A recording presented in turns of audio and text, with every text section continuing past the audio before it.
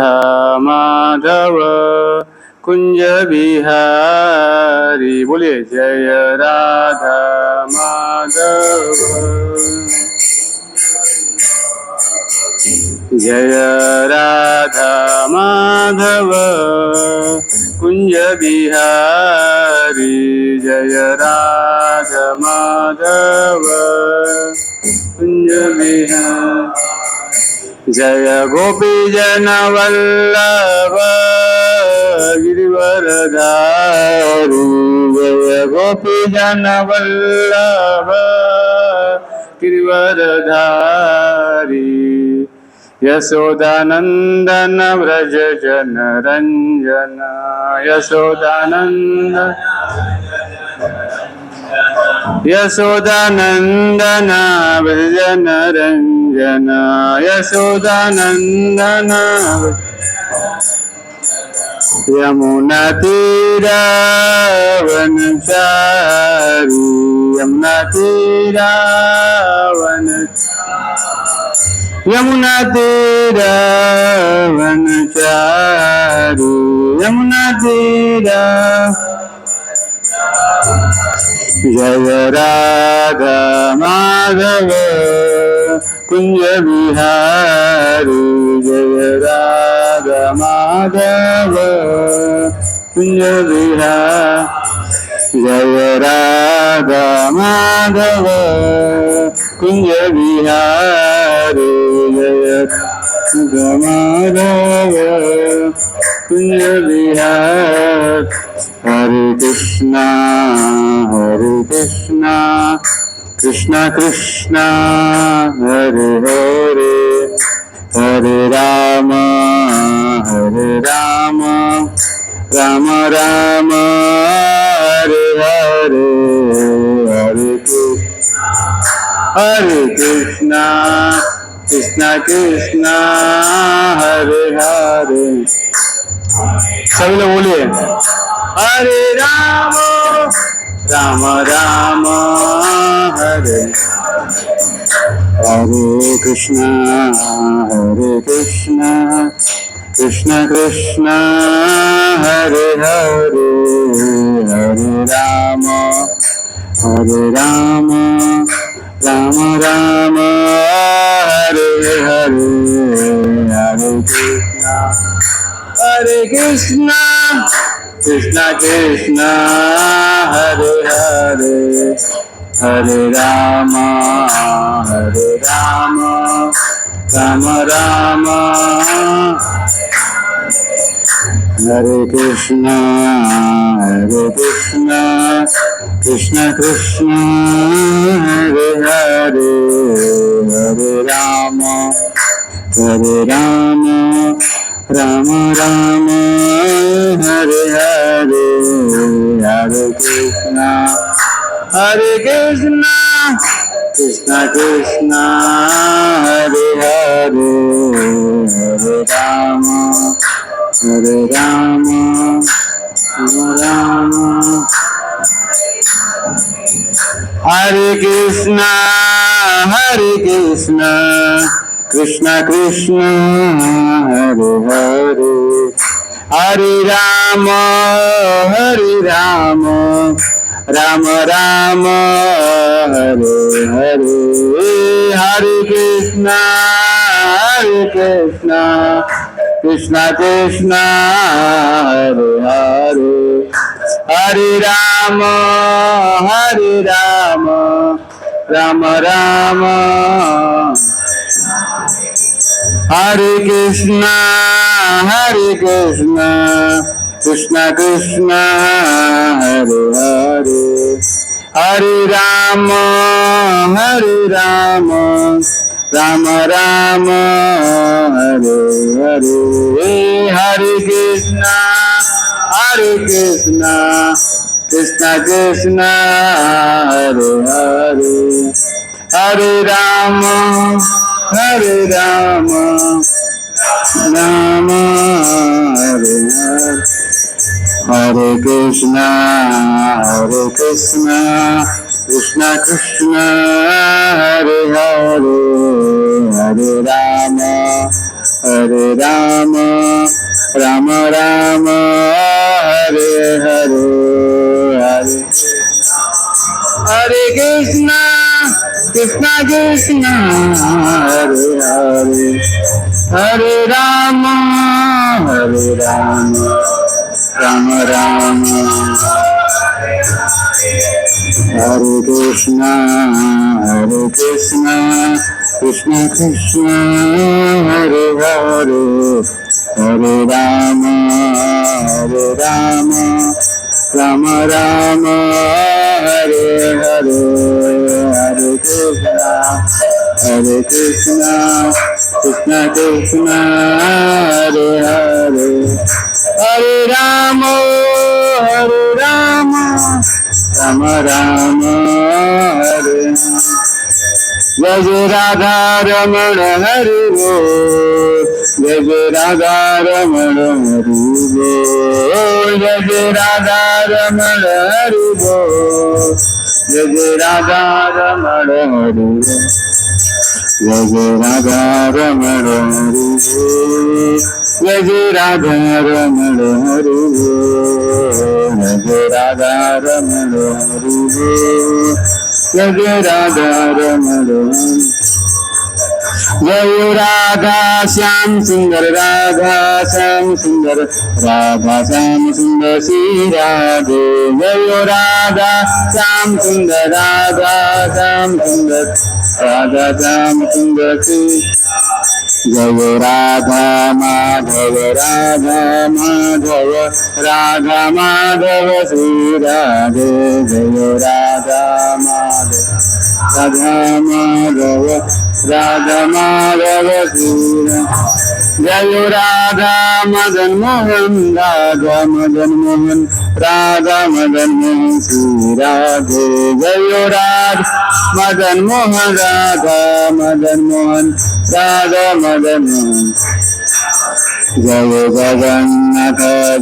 जगन्नाथ बलदेव जय सुभद्रा जय जगन्नाथ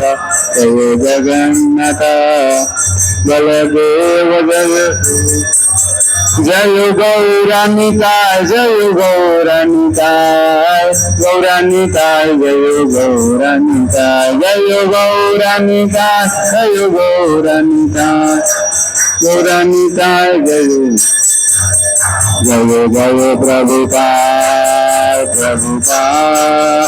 प्रभुपाद जय तिल प्रभुपाद जय प्रभुपाद जय तिल प्रभुपाद हरिनाम संकीर्तन की जगत वैसल प्रभुपाद की निताई गौतमानंदे हरे हरे हरे कृष्णा। बहुत बहुत धन्यवाद। हरे कृष्णा। सभी का स्वागत है इस्कॉन मंदिर बड़ौदा में।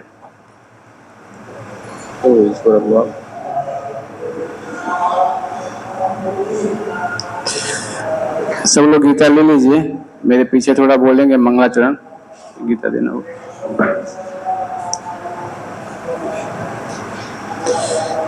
पेज नंबर 1 पे मंगलाचरण है, तो मेरे पीछे बोलेंगे। ओम अज्ञानतिमिरान्धस्य ज्ञानाञ्जनशलाकया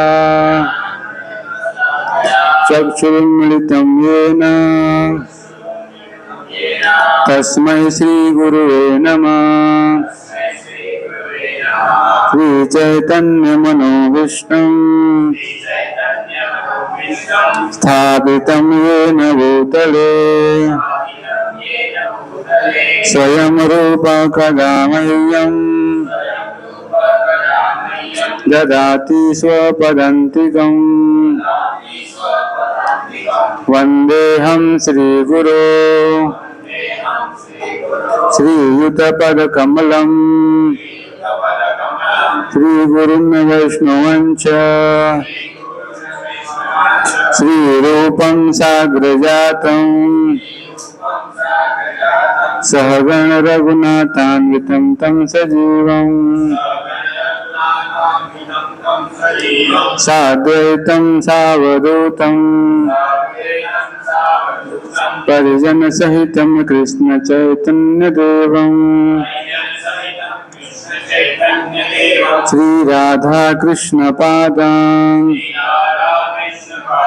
सहगण ललिता श्री विशाखावितांश हे कृष्ण करुणा सिंधु दीनबंधो जगतपते गोपेश गोपिका कांत राधा कांत नमस्तुते तप्त कांचन गौरांगी राधे वृंदावनेश्वरी विश्वभानुसुते देवी प्रणमामि हरिप्रिये वाञ्छाकल्पतरुभ्यश्च कृपा सिन्धुभ्येव च पतितानां पावनेभ्यो वैष्णवेभ्यो नमो नमः। जय श्री कृष्ण चैतन्य प्रभु नित्यानंद श्री अद्वैत गदाधर श्रीवासादि गौर भक्तवृंद हरे कृष्ण कृष्ण कृष्ण हरे हरे हरे राम राम राम हरे हरे। हरे कृष्णा। श्री श्री राधा श्याम सुंदर मंदिर सभी का स्वागत है इस बड़ौदा में। आज हम भगवत गीता के तीसरे अध्याय के 39 नंबर श्लोक से पाठ करेंगे। तो सब लोग गीता निकाल लीजिए। अध्याय 3 श्लोक संख्या 39।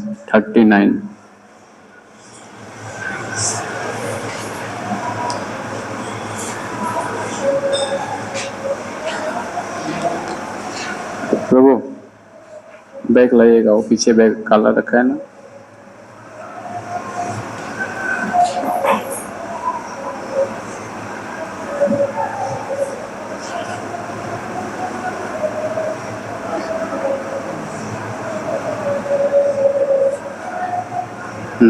माउस आगे माउस रखा है ना, धीरे धीरे।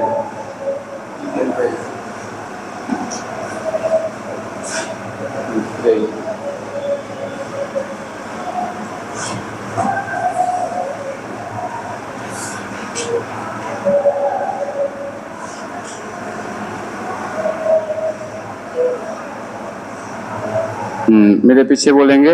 आवृतम ज्ञानम एतेन ज्ञानिनः नित्यवैरिणा कामरूपेण कौन्तेय दुष्पुरेण अन्नलेन च। पीछे बोलेंगे। आवृतम ज्ञानमेतेन ज्ञानिनो नित्यवैरिणा कामरूपेण कौन्तेय दुष्पुरेण अन्नलेन च। आवृतम ज्ञानमेतेन ज्ञानिनो नित्यवैरिणा कामरूपेण कौन्तेय दुष्पुरेण अन्नलेन च। आवृतम ज्ञानमेतेन ज्ञानिनो नित्यवैरिणा कामरूपेण कौन्तेय दुष्पुरेण अन्नलेन च। पढ़ो, नहीं आता, पढ़िए। आवृतम ज्ञान में तेन ज्ञानिनो नित्य वैरिणा काम रूपेण कौन्तेय दुष्पुरेण नलेन च आवृतम ज्ञान में तेन ज्ञानिनो नित्य वैरिणा काम रूपेण कौन्तेय दुष्पुरेण नलेन च। पढ़ेंगे और कोई पढ़ना? पढ़िए। आवृतम ज्ञान में तेन ज्ञानिनो नित्य वैरिणा काम रूपेण कौन्तेय दुष्पुरेण नलेन च। माता जी पढ़ेंगे कोई? पढ़िए। पढ़ पाएंगे? पढ़िए। आवृतम ज्ञान में तेन ज्ञानिनो नित्य वैरिणा काम रूपेण कौन्तेय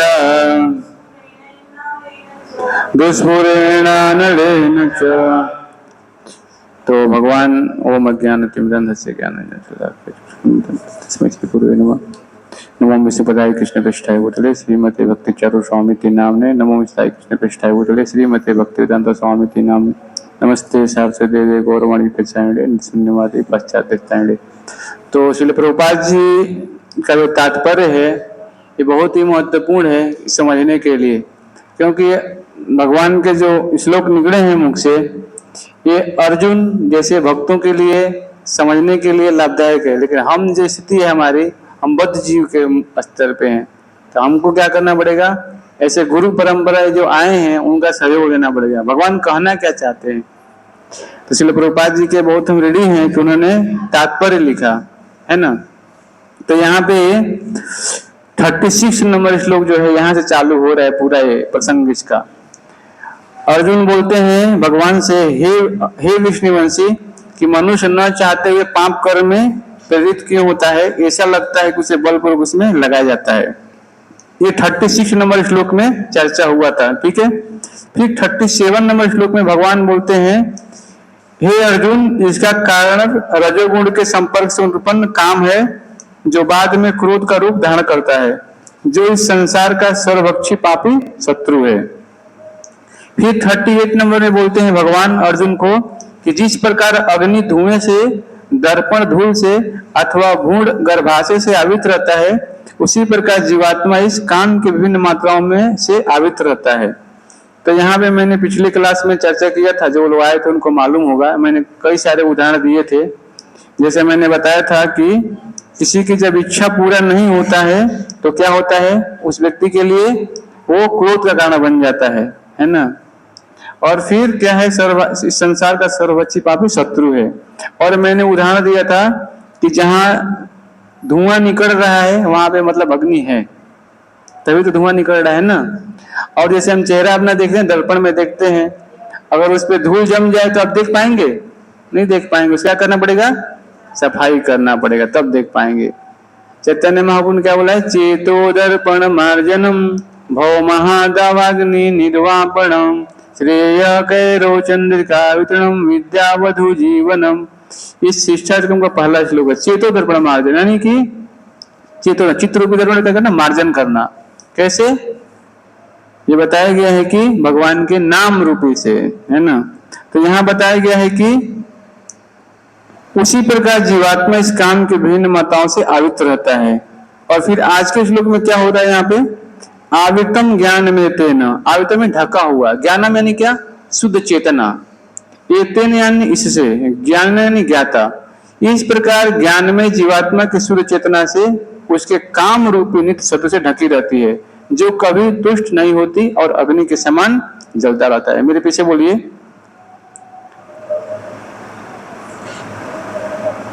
इस प्रकार ज्ञान में जीवात्मा की शुद्ध चेतना उसके काम रूपी नित्य शत्रु से ढकी रहती है, जो कभी तुष्ट नहीं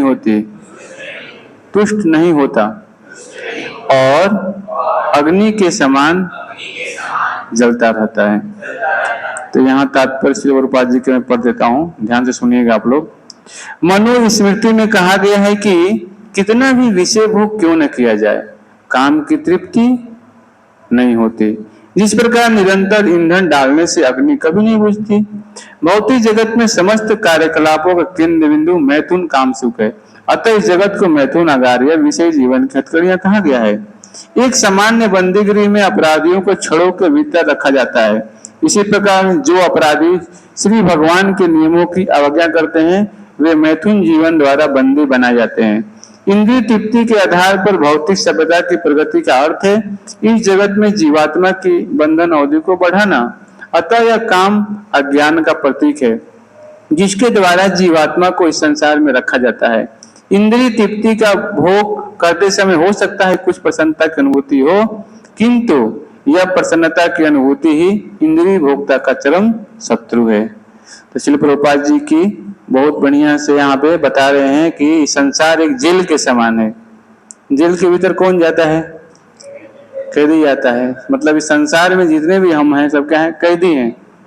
हमें ऐसा नहीं सोचना चाहिए, हम क्या हैं? कैदी हैं इस संसार में, इसीलिए हमें यहाँ पे रखा गया है। अगर हम कैदी नहीं होते तो भगवान के धाम में होते, सिंपल सी बात है ना। मतलब हमने कुछ भगवान के नियम को तोड़ा है, इसलिए हम यहाँ पे रखे गए हैं। अभी प्रश्न ये उठता है, ठीक है आपने बोला कैदी है, लेकिन कैदी तो जेल में होता है और उसको हथकड़ी के अंदर कारागार के अंदर रखा जाता है। लेकिन ये माया का जेल ऐसा है कि जो देखती है कि ये बद्ध जीव ऑलरेडी क्या है, प्रकृति के गुणों में बधा हुआ है ना। अगर चोरी करेंगे तो पुलिस पकड़ेगी तो जेल में डालेगी, वहां नियम है, आपको बताएगी क्या करने का। लेकिन ऐसा जेल है ये कि हमारी जितनी भी इच्छाएं हैं उसी के द्वारा हम बधे हुए हैं संसार में, है ना। यहाँ बताया गया है कि शुद्ध चेतना क्या है? जैसे बारिश होता है, पानी एकदम क्या होता है? शुद्ध गिरता है ऊपर से, है ना। लेकिन जैसे ही किसी चीज पे वो उसका भूमि पे जैसे कलर होता है, गिरे उस पे, तो क्या होगा? परिवर्तन हो जाएगा। जैसे गोबर है, किसी मिट्टी है, पीला मिट्टी है, अलग अलग कलर है, उस पर गिरेगा तो क्या होगा? परिवर्तन हो जाएगा। उसी प्रकार से हम देखते हैं कि चेतना शुद्ध है व्यक्ति का, लेकिन उसके गुण, उसके कर्तव्य जो कार्य हैं वो क्या संगति के कारण बदल जाते हैं। इसीलिए शास्त्रों में बताया गया है कि हमें ऐसे लोगों का संग करना चाहिए जो कृष्ण भावना भावित हैं, यानी भक्तों का संग करना चाहिए। तब क्या होगा? धीरे धीरे क्या होगा? चेतो दर्पण, यानी भगवान की कथाएं सुनेंगे तो क्या होगा? वो धीरे धीरे हमारी चेतना से परिवर्तन होगा। तो इस संसार में जो भी जीव है ये सबके अंदर है, 6 अनर्थ सबके अंदर है। क्या 6 अनर्थ? काम, क्रोध, लोभ, मोह, मत, मात्सर्य, 6 अनर्थ सबके अंदर है। तो भक्ति की अवस्था ऐसी है कि धीरे धीरे क्या होता है, इसको हम, जैसे भक्ति के बीज हैं, एक बीज मिलता है। जैसे कोई किसान होता है तो जाता है खेती करता है, बीज लेके आता है ना, तो बीज को क्या करता है? ऐसे डायरेक्ट कर देता है, बोता है? नहीं, खेत की पहले जुताई करता है, मिट्टी एकदम भुरभुरी करता है, तब उसमें बीज लगाता है, तो पौधा उसमें गेहूं का बीज निकलता है। लेकिन उसी बीज को अगर जो रोटी बनाते हैं तवे फ्राई कर देंगे, आप बीज को सेक देंगे, फिर मिट्टी में आप डालेंगे तो क्या होगा? वो बाहर नहीं। क्यों? क्योंकि बीज पक गया है। उसी प्रकार से संसार में जो जीव है वो समझ जाता है कि ये जो संसार है ये भगवान ने ही इसका भी निर्माण किया है। लेकिन जो जीव है जब चेतना शुद्ध हो जाती है तो जान जाता है कि जो इसका प्रतिबिंब है वो भगवान के धाम का। देखिए भगवान के धाम में जो है ना प्रेम है, यहाँ पे वस्तु काम के रूप में परिणित हो रहा है, लेकिन वहां पे शुद्ध प्रेम है। वहां पे एक सुंदर पुरुष है, एक सुंदर स्त्रियां हैं, लेकिन एक दूसरे को देख के आकर्षित नहीं, भगवान को देख के आकर्षित है, उनकी सेवा में लगे हुए हैं। और यहाँ पे क्या है? वो विषय में बदल जाता है। ये बात हमें समझना पड़ेगा। इसीलिए यहाँ पे बताया गया है कि शुद्ध चेतना उसे काम रूपी शत्रु से ढकी रहती है, जो कभी तुष्ट नहीं होती और अग्नि के समान जलता रहता है। तो इस संसार में बताया गया है कि जीव है अगर भगवान के यहाँ बताया गया है कि सेवा में नहीं लगेगा, नियमों की अवज्ञा करेगा, तो क्या होगा, वो को बंदी बनाया जाता है। जैसे जा रहे हैं रोड पे, अब ट्रैफिक सिग्नल तोड़ेंगे तो क्या होगा, हाँ, तुरंत पकड़ेगा आपको। क्यों? क्योंकि आपने नियम को तोड़ दिया। इसी प्रकार हम क्या करते हैं, भगवान के जो नियम है, शास्त्रों में जो बताए गए हैं, क्या करना है क्या नहीं करना है, हम जानते नहीं है, क्योंकि हम पढ़ते नहीं, समय नहीं देते। तो समय नहीं देंगे, पढ़ेंगे नहीं, तो मालूम ही नहीं चलेगा। फिर हम नियम तोड़ते हैं तो हमारे जीवन में कष्ट आते हैं, फिर हम बोलते हैं हमारे जीवन में कष्ट क्यों आ रहा है। तो शास्त्र है, ये भगवान की वाणी है, भगवान के मुख से निकला है ना ये। अब यहाँ बताया गया है कि अतः यह काम अज्ञान का प्रतीक है, जिसके द्वारा जीवात्मा को संसार में रखा जाता है। यानी कि ये जो संसार है, ये इसमें हमें रखा जा रहा है। क्यों रखा जा रहा है? जन्म मृत्यु जरा व्याधि दुख दोषानुदर्शनम, बार बार जन्म, ये 4 समस्या सबके साथ है, हमारे साथ भी है, तो संसार में सबके साथ है ये। इसीलिए क्या हो रहा है, हमारी जीवन अवधि बढ़ती रह रही है, क्योंकि हम इसे निकलने का प्रयास ही नहीं कर रहे हैं। इसीलिए आगे बताया गया है, मेरे पीछे बोलिए, इंद्रियाणि मनोर्बुद्धि, इंद्रियाणि मनोबुद्धि अस्य अधिष्ठानमुच्यते, एते विमोहत यत्सेष ज्ञान विद्येय देहिनम्। बोलिए, इंद्रियां, मन तथा बुद्धि इस काम के निवास स्थान हैं। इनके द्वारा यह काम जीवात्मा के वास्तविक ज्ञान को ढककर उसे मोहित कर लेता है। पढ़ेंगे कोई तात्पर्य? बोला कोई समाहित स्थानों पर अपना अधिकार कर लिया है। अतः भगवान कृष्ण को स्थानों का संकेत कर रहे हैं, जिससे शत्रु को जीतने वाला यह जान ले कि शत्रु कहाँ पर है। मन समस्त इंद्रियों के कार्यकलापों का केंद्र बिंदु है। अगर जब हम इंद्रिय विषयों के संबंध में सुनते हैं तो मन इंद्रिय के समस्त भाव का आधार बन जाता है। इस तरह मन तथा इंद्रियां काम की शरण स्थली बन जाती है। इसके बाद होगी ऐसी काम को मनुष्यों की राजधानी कर जाती है। बुद्धि आत्मा के इनके पड़ोसी है। काम में बुद्धि से आत्मा प्रभावित होता है, जिससे उसमें अहम का उत्पन्न होता है और वह पदार्थ से तथा इस प्रकार मन तथा इंद्रियों से अपना तादात्म्य कर लेता है। आत्मा को भौतिक इंद्रियों का भोग करने की लत पड़ जाती है, जिससे वह वास्तविक सुख मान बैठता है। श्रीमद् भागवत में 10.84 पर 13 आत्मा की इस मिथ्या स्वरूप की अत्युत्तम विवेचना की गई है। हाँ, बहुत बढ़िया। तो यहाँ बताया गया है कि जो बद्ध जीव है, क्या है, ये शरीर पे क्या करता है, इसके अधिकार हो जाता है। जैसे मान लीजिए कि हमारी इंद्रियां हैं, अलग अलग इंद्रियां, आँख, कान, नाक, जीवा, त्वचा, ये सारी इंद्रियां हैं ना। अगर इस इंद्रियां जो हैं अलग अलग कार्यों में लगी रहती हैं, है ना, लेकिन हमें समझना पड़ेगा जो इंद्रियां हैं वो क्या हैं, ये विषैले सर्प के समान है। आप लोगों ने देखा किसी सर्प को पकड़ने वाले को? कितने लोगों ने देखा है? क्या बोलते हैं गुजराती में उसको? जो सपेरा बोलते हैं ना, बहुत अच्छा। तो कैसे पकड़ता है वो सर्प को? हाँ, नहीं, कुछ तो पहले बजाता है ना। हाँ, माता जी बोल रही, बीन बजाता है। फिर वो क्या होता है बीन सुन के?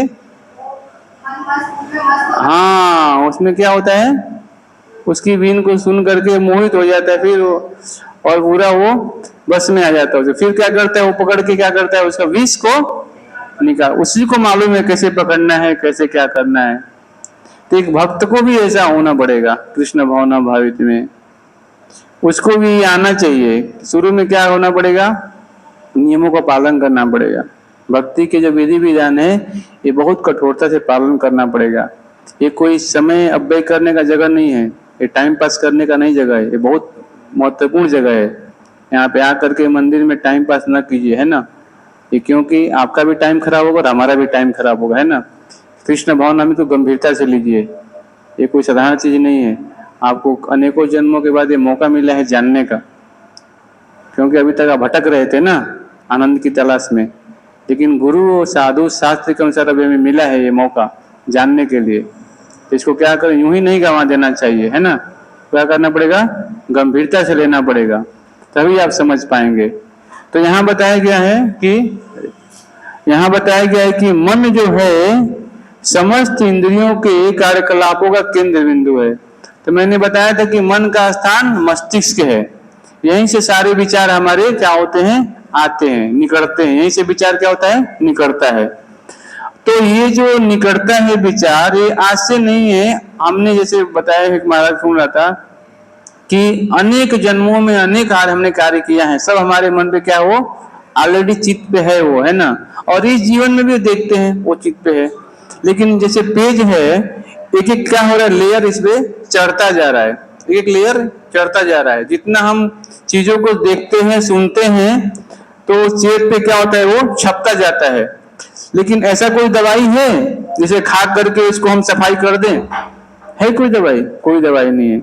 एक ही दवाई है, क्या है, भगवान के नाम का कीर्तन करना और भगवान के बारे में सुनना। तो क्या होगा, धीरे धीरे ये इस कवर क्या होता है, एक एक पेज हटते जाता है। भक्ति के जितने विधि विधानों का पालन करेंगे, क्या होगा, एक लेयर हटता जाएगा। और ऐसे ही देखिएगा, नाम जब करेंगे तो अनेकों विचार आते हैं। क्यों आते हैं, मतलब वो क्या हो रहा है, सफाई हो रहा है, इसलिए घबराना नहीं चाहिए, है ना। तो क्या होता है, भगवान का जब नाम लेते हैं, कीर्तन करते, कथा सुनते हैं, तो क्या होता है, वो धीरे धीरे हमारे जो चित्त पे दल जो मार्जन हो रहा है, सफाई हो रही है। तो ये जो चीज है इंद्रिय विषय, ये सबके अंदर है, किसी को बताने की जरूरत नहीं है। एक बच्चा भी इससे जो शुरू होता है, सबको आता है, इस सबको किसी, लेकिन हमें चाहिए कि इन चीजों को समझें पहले, है ना। ये जब तक हम भगवान से प्रेम का संबंध स्थापित नहीं करेंगे, तब तक ये हमें परेशान करता रहेगा, है ना। इसीलिए बताया गया है यहाँ पे कि मन से ऊपर क्या है, बुद्धि, ये समझना पड़ेगा। मन से ऊपर क्या है, बुद्धि।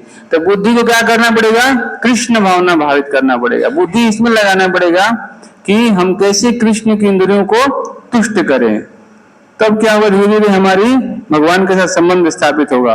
और फिर बुद्धि से बढ़ के क्या है, आत्मा, है ना। तो यहाँ पे बताया गया है कि काम में बुद्धि से आत्मा प्रभावित होता है, जिससे उसमें अहंकार उत्पन्न होता है। तो ये सटल लेवल पे है, मन बुद्धि क्या अहंकार, ये सटल चीज है। देखिए, जो हमारा पंचभूत शरीर है ना, इससे ऊपर है मन बुद्धि अहंकार, सूक्ष्म लेवल पे है ये। और इससे भी ऊपर है आत्मा, जो सचित आनंद से बना है। तो ये मन बुद्धि जो अहंकार है, ये तीन चीज ये सटल लेवल पे कार्य करता है। आपने कभी कुछ सुन लिया, अभी प्रभावित नहीं करेगा, जब आप एकांत में होंगे तब वो विचार आता है ना, तब फाइल खुलती है वो। मतलब समझना चाहिए कि हमने उनका संग किया तो उनके गुण हमारे अंदर आ गए, समझ रहे ना। इसीलिए हमें आंखों से देखना, सुनना, बातें करना बहुत सावधान रहना चाहिए हमें। अगर सावधान नहीं रहेंगे तो क्या होगा, धीरे धीरे हम गलत दिशा में प्रभावित हो जाएंगे। तो आत्मा को भौतिक इंद्रियों का भोग करने की लत पड़ी है, जिससे वह वास्तविक सुख मान बैठता है। तो ये आत्मा जो है आज से नहीं, अनेकों जन्मों से क्या है, ये शरीर में बद्ध पड़ा है। किसमें, पशु के शरीर में, पक्षी के शरीर में, जलचर में, अनेकों जीव हमने किया है। आहार निद्रा भय में दोनम तो समान पशु नारायण, है ना। खाना पीना सोना, बच्चे पैदा करें तो पशु भी कर रहे हैं, हम भी कर रहे हैं, लेकिन दोनों में फर्क क्या है? दोनों में फर्क यही है कि भगवान ने अभी हमें मनुष्य शरीर दिया है, हमें बुद्धि दिया है। अभी हम समझ सकते हैं कि हमको क्या करना है, क्या नहीं करना है। तो श्रीमद् भागवतम में कुछ लोग आता है, क्या यहाँ बताया गया है, यस्यात्म बुद्धि कुलपे त्रिधातु के स्वधि कलत्रास भौमि चति यतीर्थ बुद्धि सलिले न करहि जने स्वभगे सुसैव गोकर। जो मनुष्य स्त्री धातु निर्मित शरीर को आत्मस्वरूप जान बैठता है, जो देह के विकारों को स्वयं समझता है, जो जन्मभूमि को पूज्य मानता है और तीर्थ स्थलों की यात्रा ज्ञान दिव्य ज्ञान वाले पुरुषों से भेंट करने के लिए अपितु स्नान करने के लिए करता, उसे कथा या बैल के समान समझना चाहिए। तो ये श्रीमद् भागवतम का श्लोक है, बहुत महत्वपूर्ण श्लोक है। ये जानना चाहिए कि जो ये शरीर है त्रिधातु निर्मित, यानी कि कफ पित्त वायु, है ना, ज्यादा मात्रा में हमारे शरीर में, है ना, इससे शरीर का निर्माण हुआ है। और इसी को हम सोचते हैं कि ये शरीर हमारा है, शरीर से संबंधित हमारे हैं, सब कुछ है हमारे, है ना। शरीर को ही पूरा दिन सजाने में लगे हुए हैं। मतलब हमको मालूम नहीं है कि शरीर जो है क्या एक दिन नष्ट होने वाला है। और आत्मा क्या है, शाश्वत है। तो क्या सोचता है, वो जाता है कभी तो यात्रा में जाता है तो क्या करता है, बस आनंद लेने के, घूमने के लिए। वहां भी जो साधु संत हैं उनसे ज्ञान लेने के लिए नहीं, स्नान करने के लिए, पिकनिक मनाने के लिए। तो क्या है, वो समझ नहीं पाएगा विज्ञान को। तो हमें समझना पड़ेगा कि ये जो मनुष्य शरीर है, क्या करना चाहिए, संग करना चाहिए, साधु संग, यानी भगवान के धाम की महिमा के बारे में जानने का प्रयास करना चाहिए। नहीं तो क्या होगा, हम समझ नहीं पाएंगे। तस्मात् त्वमिन्द्रियाणि यादो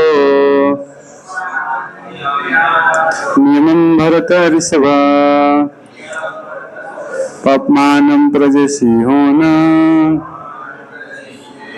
ज्ञान विज्ञान नाशनम।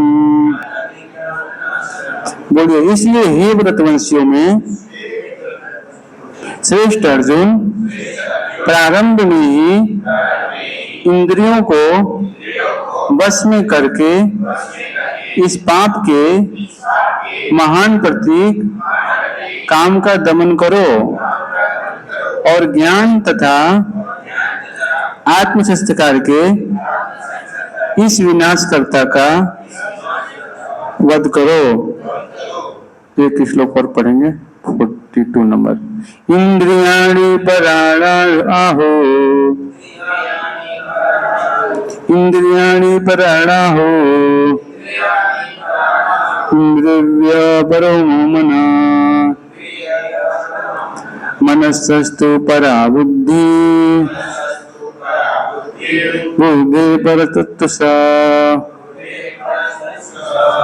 बोलिए, कर्म इंद्रियां जड़ पदार्थ की अपेक्षा श्रेष्ठ हैं, मन इंद्रियों से बढ़कर है, बुद्धि मन से भी उच्च है और वह आत्मा बुद्धि से भी बढ़कर है। तो ये श्लोक अभी दोनों बहुत महत्वपूर्ण है। एक और पढ़ेंगे। एवं बुद्धि परम बुद्ध्वा संस्तभ्यात्मनो आत्मना जहि शत्रु महाबाहो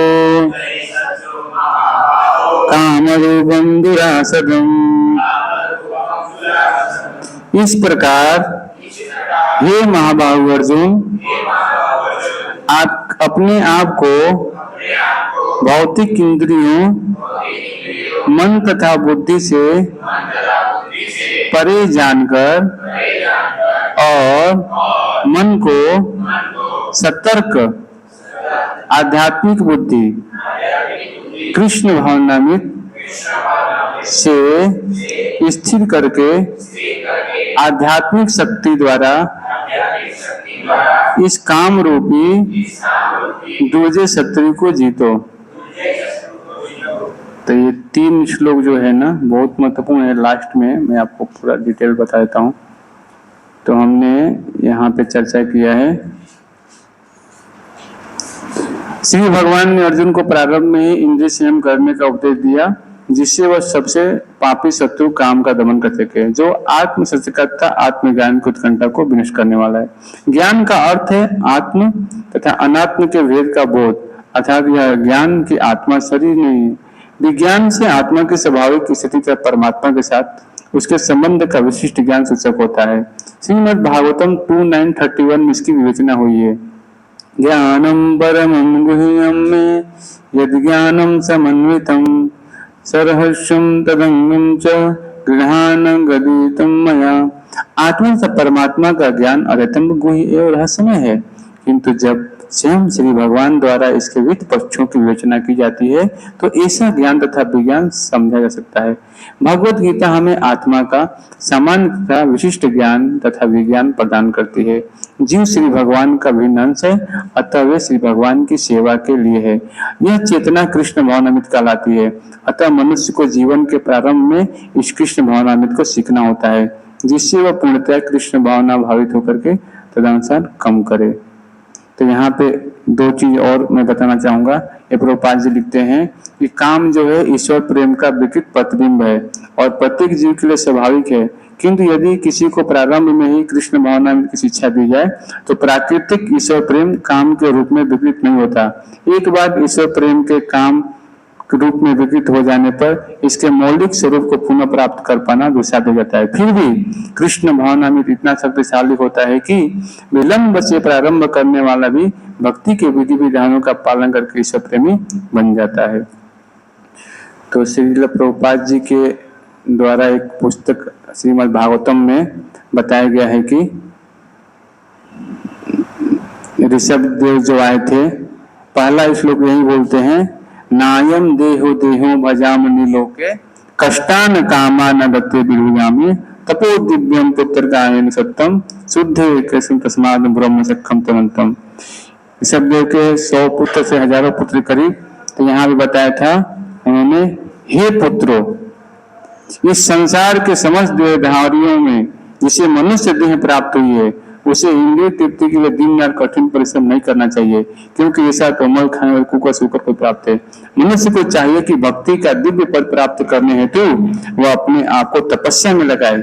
ऐसा करने से उसका हृदय शुद्ध हो जाता है और जब वह इस पद को प्राप्त कर लेता है तो उसे शाश्वत जीवन का आनंद मिलता है, जो भौतिक आनंद से परे है और अनंत तक टिकने वाला है। तो यहाँ पे बताया गया है कि ऋषभ देव जो हैं अपने पुत्रों को आदेश दे रहे हैं। क्या दे रहे हैं कि मनुष्य शरीर बहुत मूल्यवान है। इस श्लोक में भगवान ऋषभ देव अपने पुत्रों को मनुष्य जीवन की महत्ता बताते हैं। देह भाग शब्द से भौतिक देह धारण करने वालों का बोध होता है, किंतु जिस जीवात्मा को मनुष्य देह प्राप्त होती है उसे पशुओं से भिन्न आचरण करना चाहिए। तो मैंने बताया था ना, आहार निद्रा भय मैथुन, यानी खाना पीना सोना। देखिए कुत्ता है वो भी क्या करता है, खाता है, हम भी खाते हैं ना। आहार निद्रा वो भी कहीं सो लेता है, हम भी बड़े बड़े महल में एसी में सोते हैं। आहार निद्रा भय, वो भी एक सोसाइटी कुत्ता दूसरी सोसाइटी कुत्ते आगे भोगता है कि देखो मेरा एरिया है इसमें आप आना मत, ठीक है, वो भोगता रहता है ना, आने का भय लगा रहता है उसको कि मेरे साथ कोई आ ना जाए। हमने क्या किया है, चारों तरफ डिफेंस रखा है, कोई हमला ना कर दे मेरे देश पे, है कि नहीं। भय से हम भी बच रहे हैं ना, और वो भी बच रहा है। और मैं तुम वो भी कहीं रोडे बच्चे पैदा कर लेते हैं, हम बड़े बड़े महलों में करते हैं। तो चार चीज तो हुआ, वो भी कर रहे हैं हम भी कर रहे हैं। लेकिन यहाँ पे मनुष्य के लिए बताया गया है कि उसे भिन्न आचरण करने के लिए बताया गया, यानी कि हम क्या करते हैं, धर्म के बारे में जान सकते हैं और वो उसकी बुद्धि नहीं है अभी जानने की, क्योंकि वो पशु शरीर में है ना, इसलिए उसको अभी मालूम नहीं है ना। इसीलिए बताया गया है कि हमें पशुओं से भिन्न आचरण करना चाहिए, है ना। और बहुत महत्वपूर्ण चीज है यहाँ पे, मनुष्य जीवन का अर्थ है आध्यात्मिक जीवन की उन्नति हेतु स्वेच्छा से कष्ट सहना। देखिए समझना पड़ेगा, अगर हम भक्ति के विधि विधानों कार्य करने जाएंगे ना तो कुछ न कुछ हमारे जीवन में कुछ न कुछ समस्या आएगी। मैं बताऊंगा नियम पालन करना है तो समस्या तो हो गई। एक माता है, जैसे बताया गया, प्रभुपाद जी बताते हैं कि गर्मी का महीना चल रहा है, कोई माता लकड़ी पे खाना बनाती है तो गर्मी का सहन करना पड़ेगा, क्योंकि परिवार का पालन पोषण करना है तो खाना तो बनाना ही पड़ेगा। तो क्या करना, सहन तो करना पड़ेगा ना।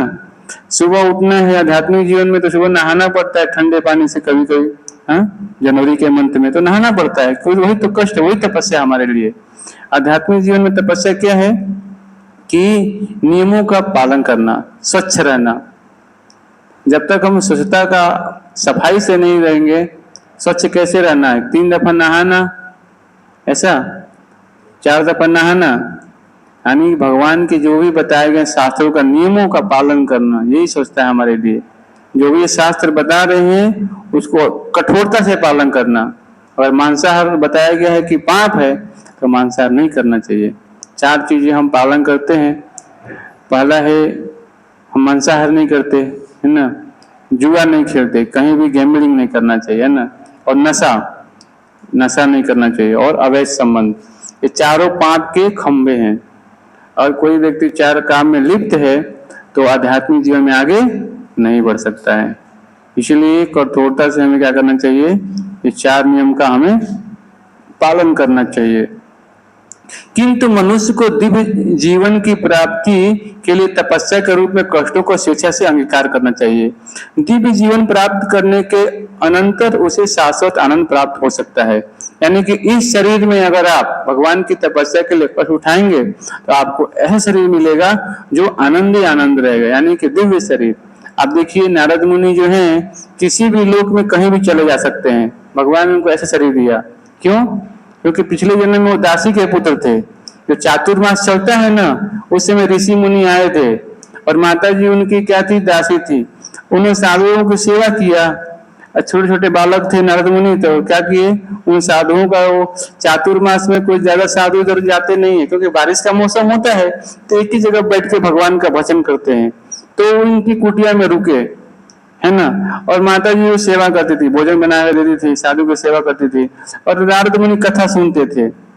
और जो उनका उचिष्ट होता है बच्चा वो खाते थे, सुनते सुनते कथा सुनते सुनते उचिष्ट खाते उनका हृदय एकदम शुद्ध हो गया। माता जी के साथ कुछ ऐसा हुआ, कुछ दिन के बाद उनका देहांसान हो गया।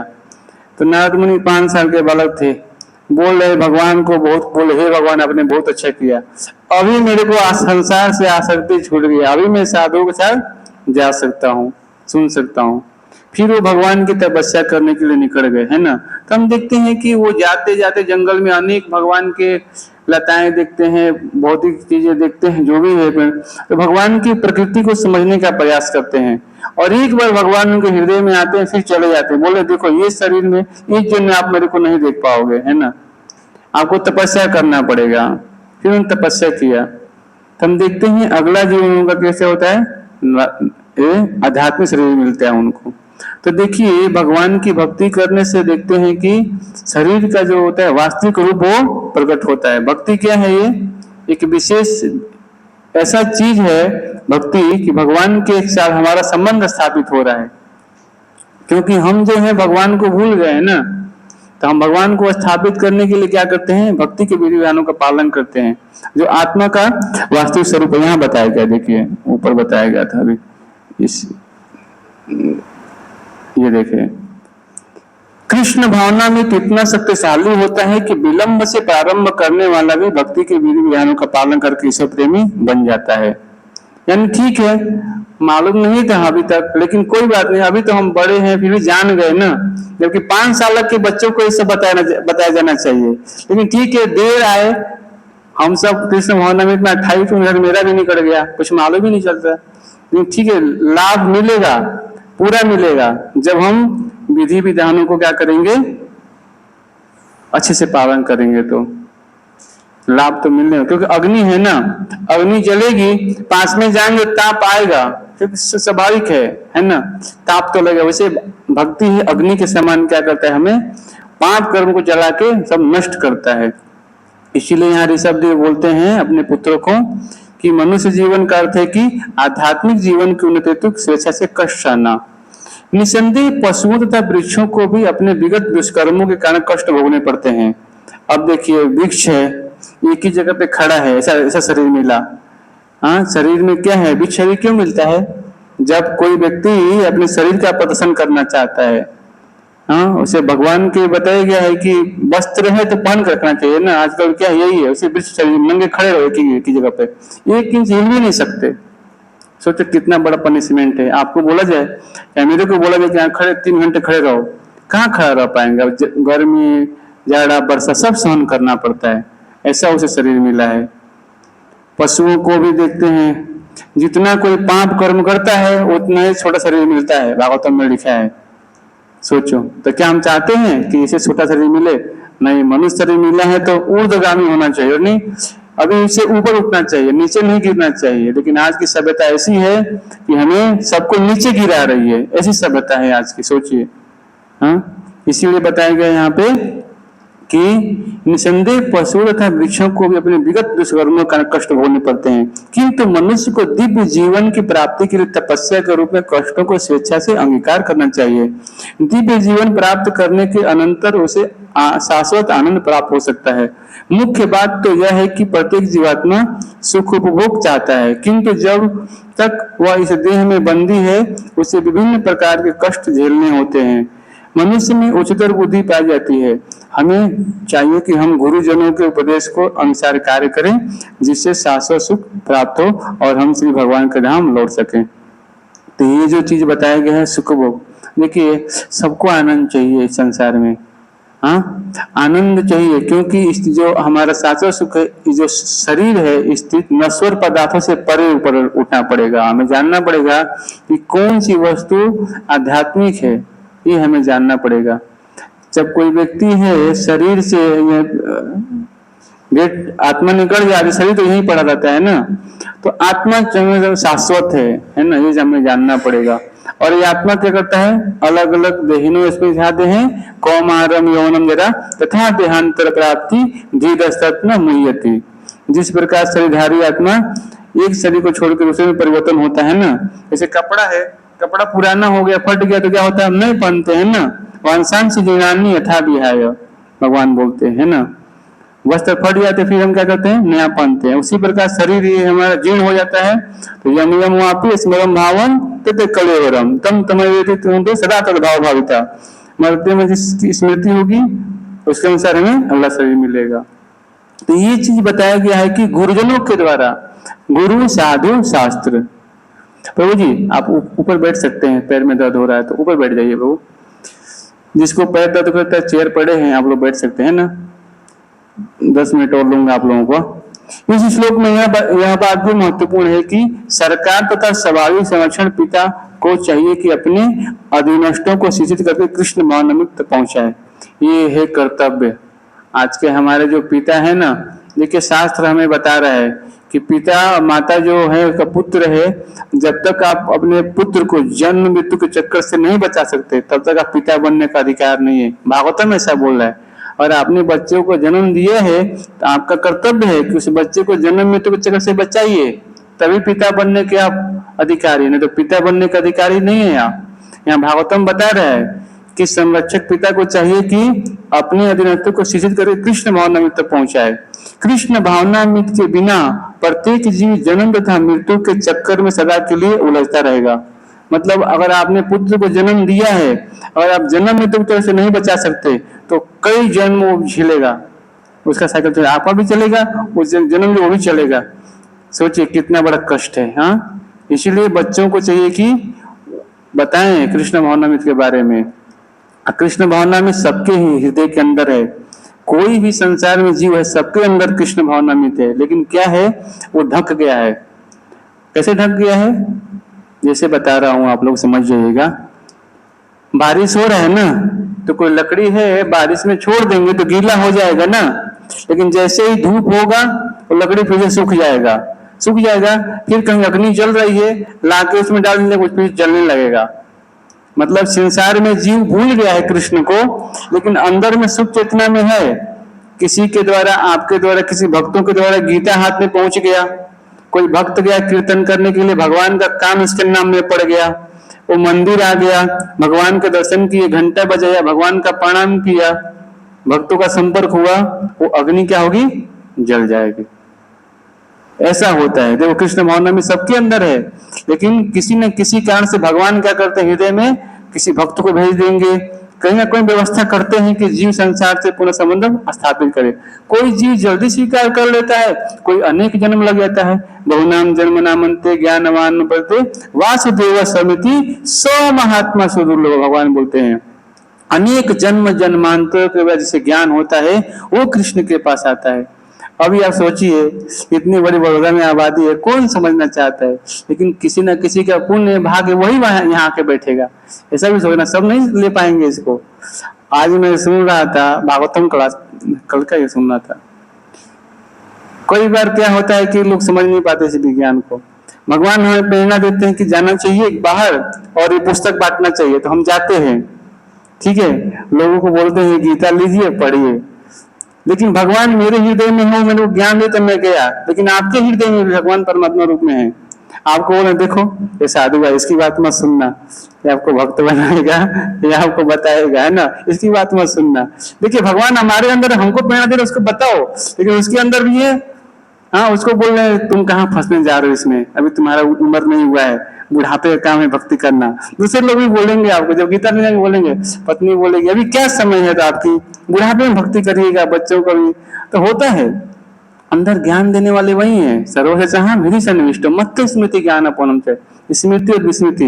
लेकिन मैं आज का स्टोरी बताना चाहूंगा, पता नहीं बुरा मत मानिएगा वो लोग, रियलिटी में सुना, अभी देखा है।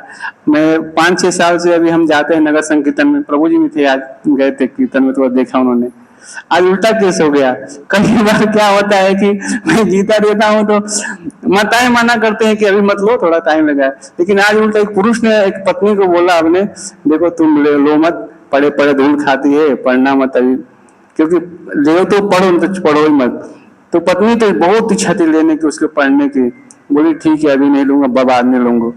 लेकिन क्या होता है, मैं वही सोचा कि स्मृति और विस्मृति दो चीजें हैं। भगवान स्मृति भी दिलाते हैं, विस्मृति भी दिलाते हैं।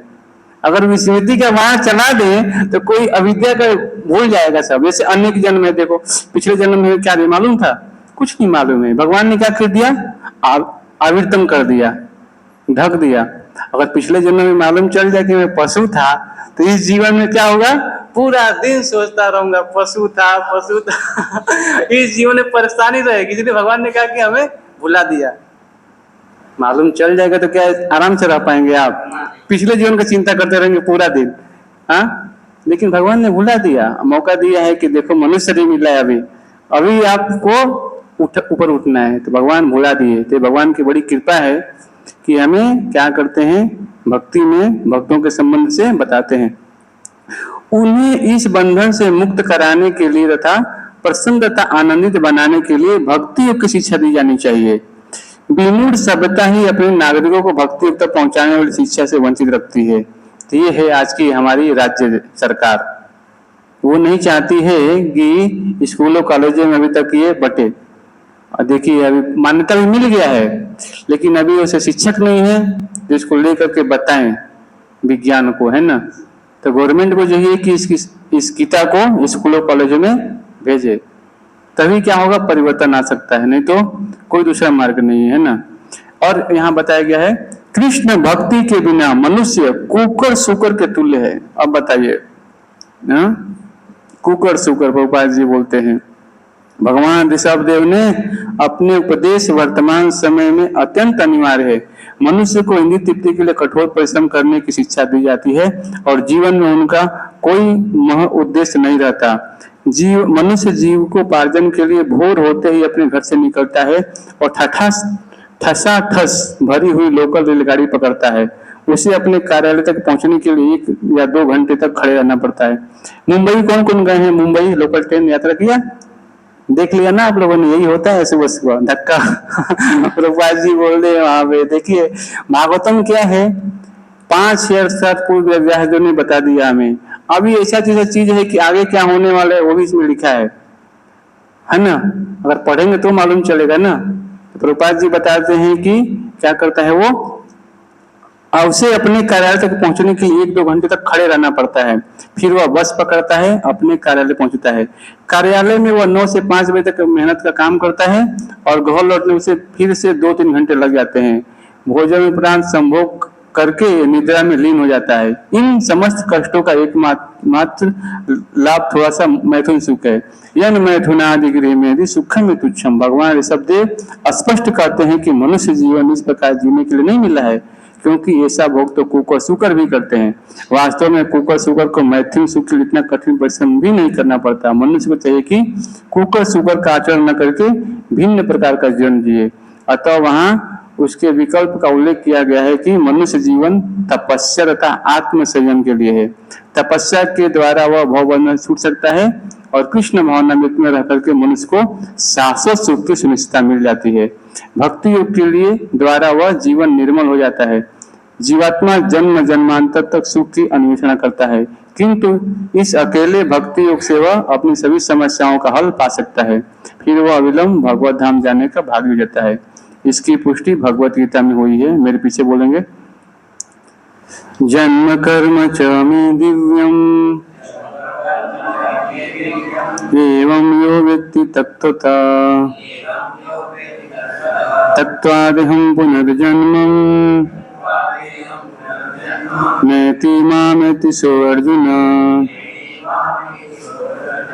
बोलिए, हे अर्जुन, मेरे जन्म तथा कर्म दिव्य हैं।